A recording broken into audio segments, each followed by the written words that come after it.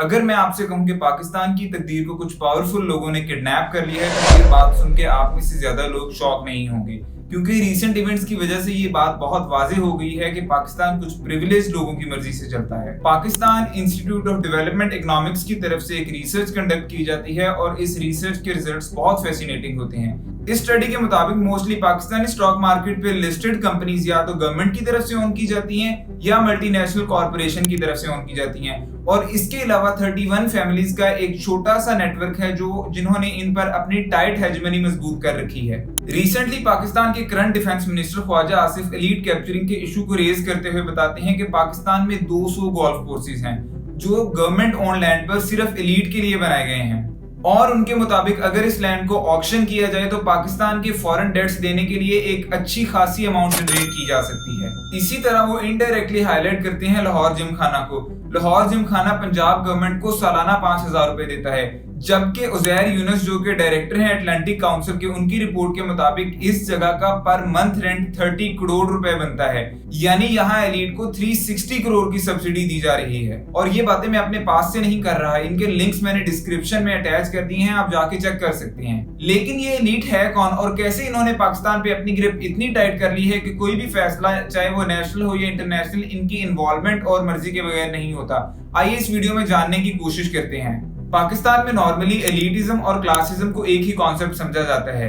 Elitism term PTA government के दौर में ज्यादा पॉपुलराइज होती है, जब ex prime minister Imran Khan इस चीज पर खासा जोर देते हैं कि पाकिस्तान में ऑलमोस्ट सारे सोशल और इकोनॉमिक इश्यूज की जड़ एलिटिज्म है। और इसके बाद आने वाले पीडीएम के फाइनेंस मिनिस्टर मिफ्ता इस्माइल भी इस इशू को काफी चर्चा में रखते हैं। वो नवंबर 2022 में एक आर्टिकल पब्लिश करती हैं जिसका नाम होता है द 1% रिपब्लिक, और ये आर्टिकल पाकिस्तान में बहुत ज्यादा पॉपुलर होता है। इस 1% से मुराद 1% एलीट होता है। वो लिखते हैं कि किस तरह पाकिस्तान की ज्यादा वेल्थ सिर्फ चंद फैमिलीज ने कंट्रोल की हुई है और किस तरह एचिसन कॉलेज या कराची ग्रामर स्कूल के एल्यूमिनाइज ही बड़े होकर कंट्री में की पोजीशन संभालते हैं। लेकिन यहाँ एक बहुत बड़ा इशू रेज होता है। सवाल यह है कि अगर किसी ने अपनी वेल्थ रिसेंटली कमाई हो या एचिसन कॉलेज का एक स्टूडेंट सॉफ्टवेयर इंजीनियर बनकर गूगल में जॉब कर रहा हो या लंदन में बैरिस्टर बन गया हो, तो उसे भी हम एलीट का हिस्सा ही कंसीडर करेंगे? ऑब्वियसली नहीं। इस तरह से एलिटिज्म और सोशल क्लास को एक दूसरे के साथ एसोसिएट करना बहुत मिसलीडिंग है। सब लोग जो डीएचए या बहरिया टाउन में रहते हैं वो एलीट का हिस्सा नहीं है। हाँ, उनमें से कुछ लोग हो सकते हैं लेकिन सब नहीं हो सकते। एलीट वो इंडिविजुअल्स या ग्रुप्स होते हैं जो डिसीजन मेकिंग को इन्फ्लुएंस करते हैं रिगार्डलेस कि उनका सोशल स्टेटस या इकोनॉमिक बैकग्राउंड क्या है।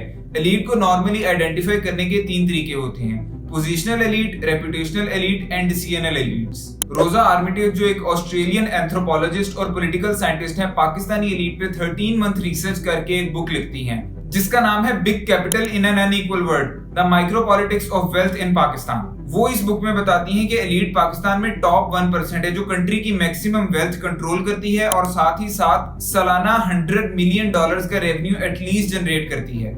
इंटरेस्टिंगली ज्यादातर एलीट मेंबर्स जिनके साथ आर्मिटेज ने अपना इंटरव्यू कंडक्ट किया वो अपना status as an elite acknowledge नहीं करते थे, और पाकिस्तान जैसी इनफॉर्मल इकोनॉमी में किसी के रेवेन्यूज, एसेट्स वगैरह को डिटरमिन करना भी बहुत डिफिकल्ट है।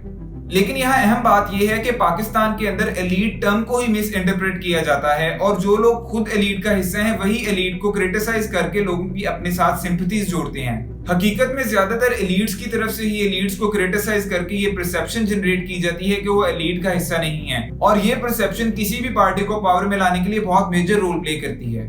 आमतौर पे एलीट से मुराद लिया जाता है बड़े फ्यूडल्स या लैंडलॉर्ड्स जो 1947 में पाकिस्तानी एलीट का हिस्सा थे, लेकिन रिसेंट इवेंट्स और डायनामिक्स के चेंज होने के साथ ब्यूरोक्रेसी, मिलिट्री एस्टेब्लिशमेंट और बिजनेसमैन भी इस एलीट का हिस्सा बनते जा रहे हैं। रोजा आर्मिटेज की रिसर्च के मुताबिक पाकिस्तान को एलीट्स का एक छोटा सा ग्रुप रन कर रहा है। यही लोग कंट्री की डायरेक्शन डिसाइड करते हैं और लॉज बनाते हैं, लेकिन इनकी रिसर्च ये भी बताती है कि ये लोग लॉज बनाते हैं लेकिन खुद इन लॉज को फॉलो नहीं करते, जिससे इनकी पावर और वेल्थ में मजीद इजाफा होता रहता है, और फर्दर भी पॉलिसीज को ऐसे ही डिजाइन किया जाता है कि पावर इन्हीं के हाथ में रहे। मजीद ये बुक पाकिस्तानी एलीट्स के खास किस्म की सोशलाइजिंग और मैरिजेस को भी इन डेप्थ ऑब्जर्व करती है कि कैसे पाकिस्तानी एलीट्स आपस में शादियां करके पॉलिटिकल डायनेस्टीज और इंट्रा मैरिजेस नेटवर्क को प्रमोट करते हैं जो इनके इकोनॉमिक एसेट, सोशल स्टेटस और पॉलिटिकल इन्फ्लुएंस को मेंटेन करने में बहुत ज्यादा रोल प्ले करता है।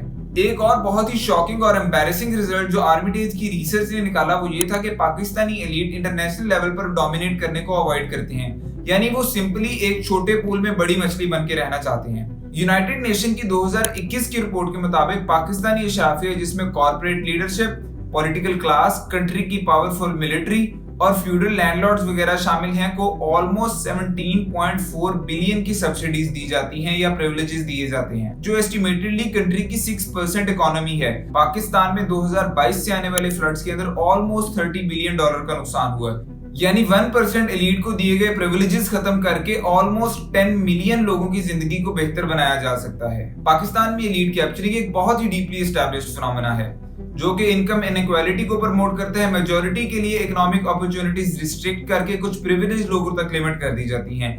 यहाँ समझने की कोशिश करते हैं कि एलीट कैप्चरिंग होती कैसी है, कैसे एलीट अपनी पावर को इस्तेमाल करते हुए डिफरेंट सेक्टर्स के फंड अपने फायदे में इस्तेमाल करते हैं, जिससे अपनी इंडस्ट्री को सब्सिडाइज करते हैं या अपने बिजनेस को प्रमोट करते हैं। मिसाल के तौर पर एग्रीकल्चर सेक्टर, जिसे पाकिस्तान की पॉलिटिकल एलीट डोमिनेट करती है, गवर्नमेंट से सबसे बड़े पैमाने पर सब्सिडीज लेता है, जो कि एक छोटा किसान या वर्कर हासिल करने में हमेशा नाकाम रहता है। पाकिस्तान इकोनॉमिक सर्वे 2021 और 2022 की रिपोर्ट के मुताबिक 682 बिलियन रुपए की सब्सिडीज दी गई एग्रीकल्चर सेक्टर के अंदर सिर्फ। और फिर यही इकोनॉमिक एलीट कंट्री की दूसरी रिसोर्सेज पर भी काबिज हैं, जैसे इंडस्ट्री या रियल एस्टेट वगैरह, जो कंट्री के अंदर इनकम इनइक्वालिटी को मजीद बदतर बना देती हैं। वर्ल्ड इनइक्वालिटी डेटाबेस के मुताबिक पाकिस्तान में टॉप 10% पाकिस्तान की 64% वेल्थ के मालिक हैं और नीचे वाले 50% के पास सिर्फ 5% पाकिस्तान की दौलत है। इसका सबसे ज्यादा फायदा वर्ल्ड बैंक की रिपोर्ट के मुताबिक कॉर्पोरेट सेक्टर को होता है, जिसको टैक्स ब्रेक्स दी जाती हैं, उनको रॉ मटेरियल सस्ते दामों पे प्रोवाइड किया जाता है और एट द एंड उनकी प्रोडक्ट महंगे दामों पे बाय की जाती है।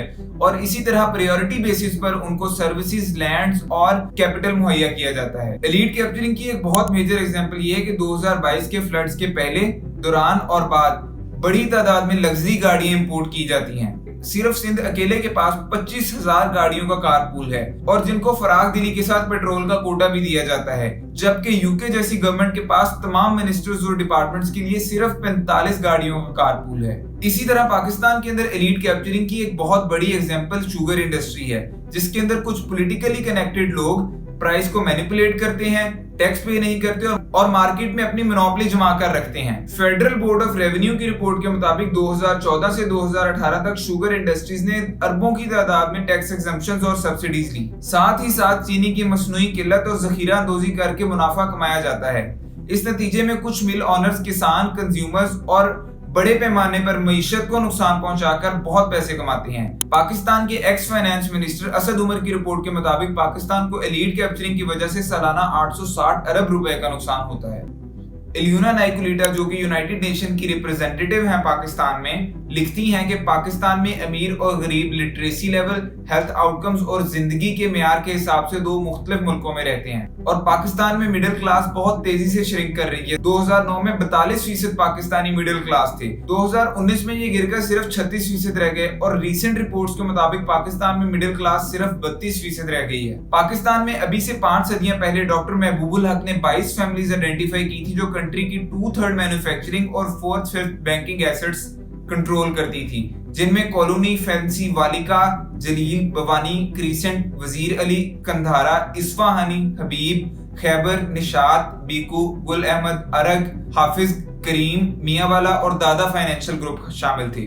मिफ्ता इस्माइल के मुताबिक वेल्थ कंसंट्रेशन का फिनोमेना सारी दुनिया में है, लेकिन पाकिस्तान में तकलीफ की बात यह है कि जो फैमिलीज अभी से 5 सदियां पहले पाकिस्तान के पैसे कंट्रोल कर रही थी, आज भी उनमें से बहुत सी फैमिलीज टॉप पे हैं। एक सक्सेसफुल इकोनॉमी नए एंटरप्रेन्योर्स पैदा करती है, जो नई इंडस्ट्रीज और इमर्जिंग टेक्नोलॉजीज को यूटिलाइज करते हैं और रिप्रेजेंट करते हैं, और सिस्टम लोगों को अमीर बनाता है। लेकिन पाकिस्तान में वेल्थ, पावर और अपॉर्चुनिटीज स्ट्रिक्टली एक लिमिटेड एलीट तक महदूद कर दी गई हैं। For example, American top businessman Bill Gates, Elon Musk, mark Zuckerberg या जेफ बेजोस, इन सब में से कोई भी अपनी वेल्थ अपनी फैमिली को वो नहीं करता। और जो इनसे पहले रिचेस्ट बिजनेसमैन थे, द रॉकफेलर्स या कार्नेजेस वगैरह, वो अभी मार्केट डोमिनेट नहीं करते। इसी तरह यूएस के फॉर्मर प्रेसिडेंट रोनाल्ड रेगन के फादर सेल्समैन थे, बिल क्लिंटन के फादर अल्कोहलिक थे, बराक ओबामा को सिंगल मदर ने रेज किया।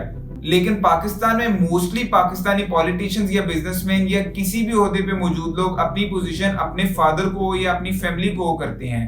यानी पाकिस्तान में डॉक्टर का बेटा डॉक्टर, लॉयर का बेटा लॉयर और आलिम का बेटा आलिम बनेगा। इसी तरह सोसाइटी में ड्राइवर का बेटा ड्राइवर, मेड की बेटी मेड और जमादार का बेटा जमादार बनने पे मजबूर है। पाकिस्तान सोशल और गोल्फ क्लब्स के लिए बहुत सुपरहिट है, लेकिन लैंडलेस हैरी को उसके राइट्स दिलवाने के लिए, किसी मजदूर आए या भूखे बच्चे को खाना खिलाने के लिए कोई फोकस नजर नहीं आता।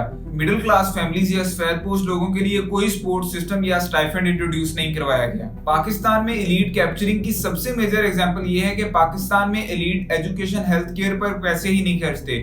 साथ ही साथ स्मॉल और मीडियम इंटरप्राइजेस जो कि बांग्लादेश जैसे कंट्रीज के लिए उनकी प्रोग्रेस की बेसिक वजह है, पाकिस्तान में उन पर बिल्कुल फोकस नहीं किया जाता। सिर्फ और सिर्फ ऑलरेडी एस्टैब्लिश्ड बिजनेसमैन को मजीद सब्सिडीज देकर मजबूत किया जाता है। गवर्नमेंट को ये चीज इंश्योर करने की जरूरत है कि पॉलिसीज और प्रैक्टिस बराबरी की बुनियाद पर हों, ना कि सिर्फ एलीट को फायदा पहुंचाया जाए। लेकिन क्योंकि पाकिस्तान में एलीट और गवर्नमेंट सिनोनिम्स हैं, तो यह एलीट्स की रिस्पॉन्सिबिलिटी भी समझने की कोशिश करते हैं। फोर्ब्स 2023 की लिस्ट के मुताबिक American richest businessman Jeff Bezos for Amazon, Elon Musk for Tesla, Bill Gates for Microsoft, Larry Ellison for Oracle और मार्क जकरबर्ग फॉर मेटा हैं। इन सब की क्रिएशन ने मेरी और आपकी लाइफस्टाइल बिल्कुल चेंज करके रखती है। जबकि रिचेस्ट इंडियन भी अच्छे खासे टेक्नोलॉजिकल हैं। फोर्ब्स की तरफ से पब्लिक की गई लिस्ट के मुताबिक richest Indian businessman Gautam Adani for power generation, Mukesh Ambani for petrochemicals, Shiv Nadar for IIT, Cyrus Poonawalla for vaccines और राधा किशन दमानी फॉर रिटेल्स हैं। लेकिन कोई भी वेल्दी पाकिस्तानी फोर्ब्स की लिस्ट में अपनी जगह नहीं बना सका। पाकिस्तान के टॉप 5 रिचेस्ट मियां मंशा, सदरुद्दीन हशमानी, आसिफ अली जरदारी, मलिक रियाज और हबीबुल्लाह खान हैं। इन्होंने अपने बिलियंस कैसे कमाए, अगर इस पर बहस ना भी करें तो इन्होंने कौन सी एक्सपोर्टेबल आइटम प्रोड्यूस की है और कितने लोगों की जिंदगी बदली है। क्या पाकिस्तान हमेशा डॉलर्स कमाने के लिए बेड, लेलन, अंडरवियर्स और फुटबॉल पर ही इन्हिसार करेगा? अगर आपको मेरी ये वीडियो पसंद आई तो आप ऐसी ही मजीद इंफॉर्मेटिव वीडियोस देखने के लिए मेरे चैनल को सब्सक्राइब कर सकते हैं।